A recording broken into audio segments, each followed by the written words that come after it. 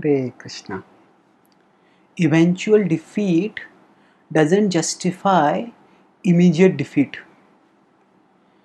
Sometimes when we are battling against temptations, we may feel that the lure of those temptations, the pressure that they create within us, is so strong that we will not be able to resist them for long, that we will eventually have to succumb to it. And thinking like this, we may think that, okay, if eventually I'm going to be defeated, then why keep battling? Why not accept defeat right now? Why not indulge in the pleasure and indulge all the way in the pleasure? Now, the problem with this reasoning is that actually, when we battle against temptations, that battle is not exactly like a battle against an external enemy.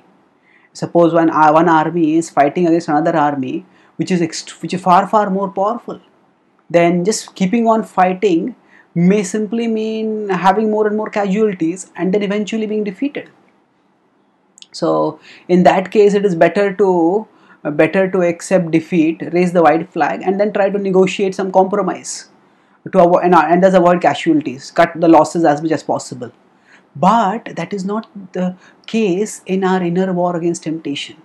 Now that is, although it is often called as a war, but this is more like a weightlifting exercise. Now when we lift a weight, lift a heavy weight, we know that we are not going to be able to lift it forever, nor are we going to be able to lift it for a very long time also.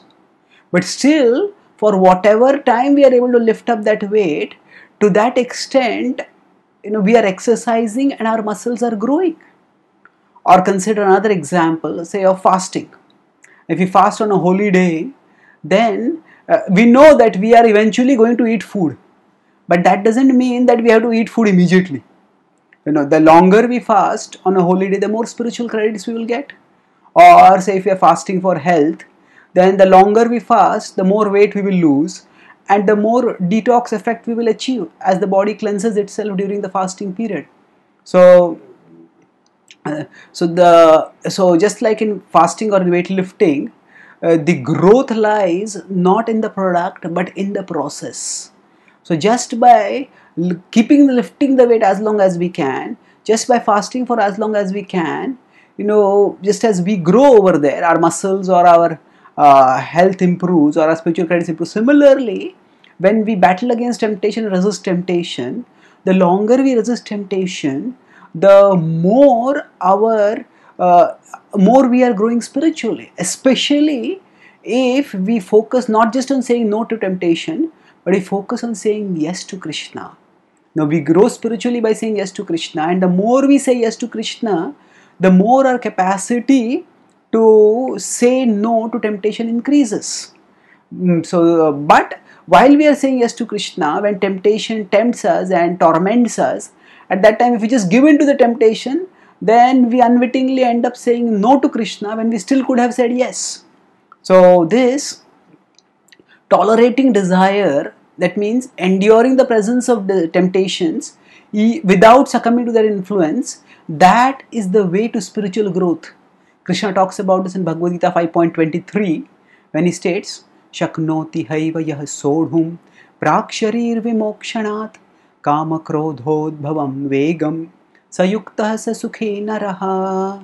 So he says Shaknoti, if it is possible, Arjuna, ihaiva yah sodhum, in this world certainly, sodhum, to tolerate, praksharir vimokshanat, the battle will go on till death, but tolerate it.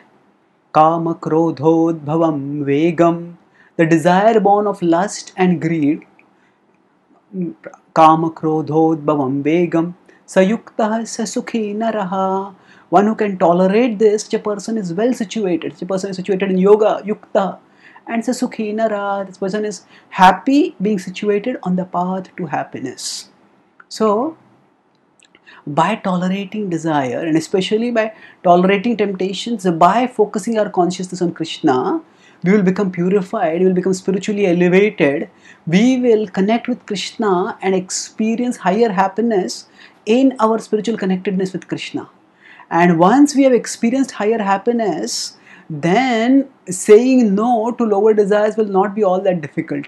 And with that higher taste, we will be able to decide at what level of abstinence we can practice in a sustainable way throughout our life.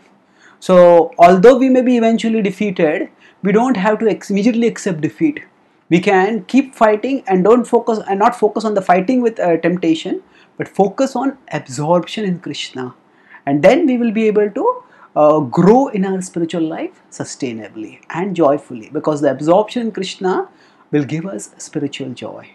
Thank you. Hare Krishna.